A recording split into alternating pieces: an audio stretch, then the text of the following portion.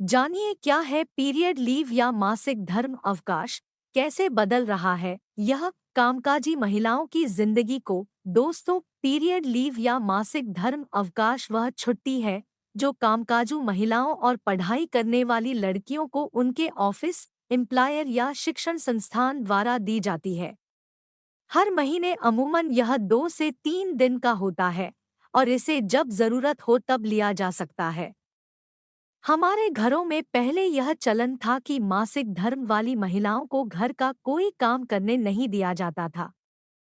हालांकि इसके लिए जो कारण बताया जाता था वह कभी-कभी महिलाओं के लिए अपमानजनक लगता था।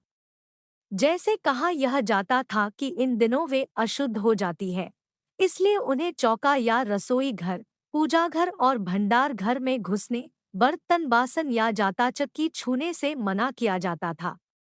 हालांकि अपने मूल रूप में यह एक मासिक धर्म अवकाश ही था जिसका उद्देश्य था ऋतुमती यानी मासिक धर्म से गुजर रही औरतों को पूरा आराम देना। हैरानी की बात यह है कि हर तरह की तरक्की का दावा करने वाली 21वीं सदी में भी हमारी कामकाजू महिलाएं इस अधिकार से वंचित है और देश और दुनिया की गिनी-चुनी सरकारों और संगठनों ने ही अभी तक इस मामले में पहल की है। बाकी पूरे संसार की कामकाजी औरतों को आज भी अपने मासिक धर्म के दर्द और परेशानी भरे दिनों में भी काम पर जाने को मजबूर होना पड़ रहा है। इस दौरान अगर वे घर बैठे तो या तो उन्हें अपनी दिहाड़ी खोनी पड़ती है या अपनी छुट्टियां गंवानी पड़ती है। अब आइए जानते हैं कि दुनिया के किन देशों में महिलाओं के लिए मासिक धर्म अवकाश का नियम लागू किया गया है। दोस्तों, आपको यह जानकर हैरानी होगी कि महिला कर्मियों को प्रतिमाह मासिक धर्म अवकाश या मेंस्ट्रुअल लीव देने वालों में शामिल सारे देश एशिया और अफ्रीका के हैं, जैसे जापान, ताइवान, इंडोनेशिया, दक्षिण कोरिया और अफ्रीकी देश जाम्बिया। जापान शायद इस मामले में सोच की दृष्टि से सबसे आगे है। वहाँ मासिक धर्म अवकाश का यह नियम वर्ष 1949 से ही लागू है। इसे महिला सशक्तिकरण का एक ज्वलंत उदाहरण कहा जाता है। कितनी हैरानी की बात है कि अपने को आधुनिकतम और मोस्ट डेवलप्ड मानने वाला अमेरिका या यूरोप का कोई देश अपनी कामकाजू महिलाओं को उनका यह नैसर्गिक अधिकार देने को तैयार नहीं है। यूरोपीय देशों में एकमात्र स्पेन है जिसने इस अधिकार को कानूनी रूप देने के लिए एक बिल तैयार किया है, लेकिन वह भी अभी तक लागू नहीं हुआ है। यहाँ तक कि यत्र नार्यस्तु पूजन्ते रमन्ते तत्र देवताः के मंत्र का जाप करने वाले, नारी शक्ति तथा मातृशक्ति की पूजा करने वाले हमारे भारत देश में भी सरकारी स्तर पर इस अवकाश की व्यापक मान्यता नहीं है। लेकिन हमारे देश में कुछ राज्यों में इस अवकाश का प्रावधान है। अन्य सभी मामलों में अति पिछड़ा माना जाने वाला बिहार राज्य इस मामले में सबसे आगे है। वहाँ आज से लगभग 3 दशक पहले यानी वर्ष 1992 में ही राज्य सरकार की महिला कर्मियों के लिए मासिक धर्म अवकाश का प्रावधान लागू किया गया है। प्रसंगवश यह क्रांतिकारी कदम श्री लालू प्रसाद जी के मुख्य मंत्रित्व काल में उठाया गया था, जिसे आज उनके विरोधी जंगलराज बताते हैं। अरुणाचल प्रदेश इस देश का संभवतः दूसरा राज्य है जहां वर्ष 2017 में इस अधिकार को कानूनी रूप देने की चर्चा चली थी।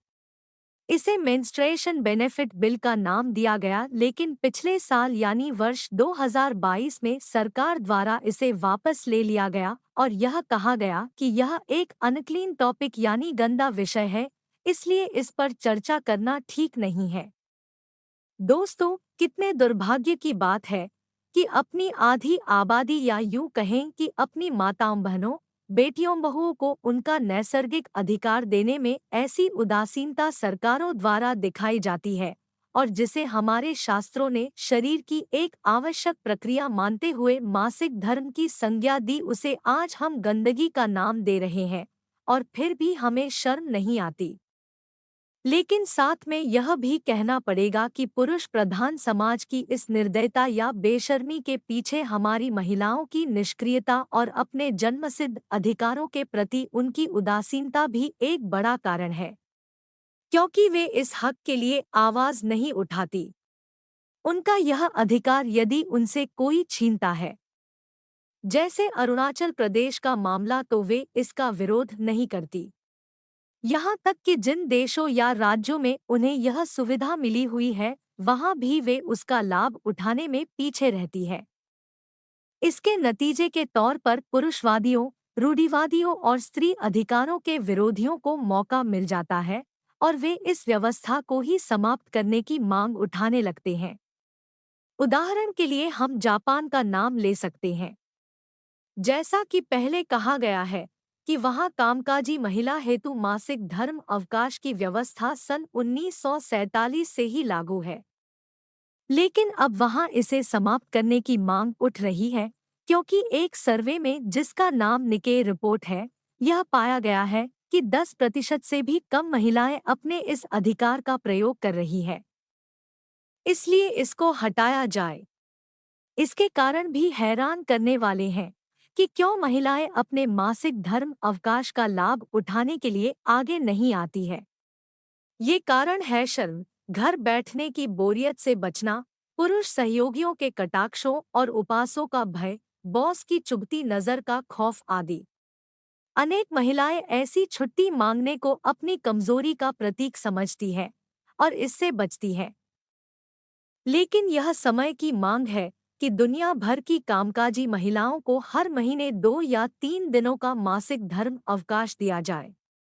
ये अच्छी बात है कि हमारे देश में बिहार के अलावा केरल की राज्य सरकार और कई निजी और सरकारी संस्थाएं इस दिशा में उल्लेखनीय कार्य कर रही है। दोस्तों, जब हम कामकाजू महिला कहते हैं, तो इसके अंदर हमारी छात्राएं भी आती हैं, जिन्हें स्कूलों और कॉलेजों में पढ़ने जाना होता है। केरल का कोचीन विज्ञान एवं टेक्नोलॉजी विश्वविद्यालय शायद देश का पहला शिक्षा संस्थान है जिसने अपनी छात्राओं को मासिक धर्म अवकाश देने की व्यवस्था की है। इसके बाद प्रदेश की सरकार ने भी राज्य के सभी विश्वविद्यालयों में इस व्यवस्था को लागू करने की घोषणा की है। इसके बाद देश की राजधानी दिल्ली के जामिया मिल्लिया इस्लामिया के छात्र संगठनों द्वारा भी इस तरह की मांग उठाई जा रही है।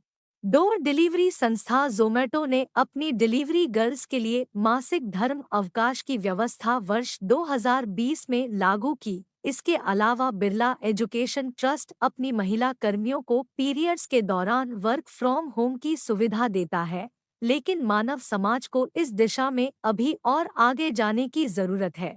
यह लक्ष्य तब पूरा होगा जब सरकारी, गैर सरकारी, औद्योगिक और कृषि सभी क्षेत्रों में काम करने वाली हमारी माताओं और बहनों को उनका यह नैसर्गिक अधिकार कानूनी तौर पर दिया जाए और कार्यस्थल तथा समाज की सोच में ऐसे बदलाव लाए जाए ताकि वे बेझिझक अपने इस अधिकार का प्रयोग कर सकें।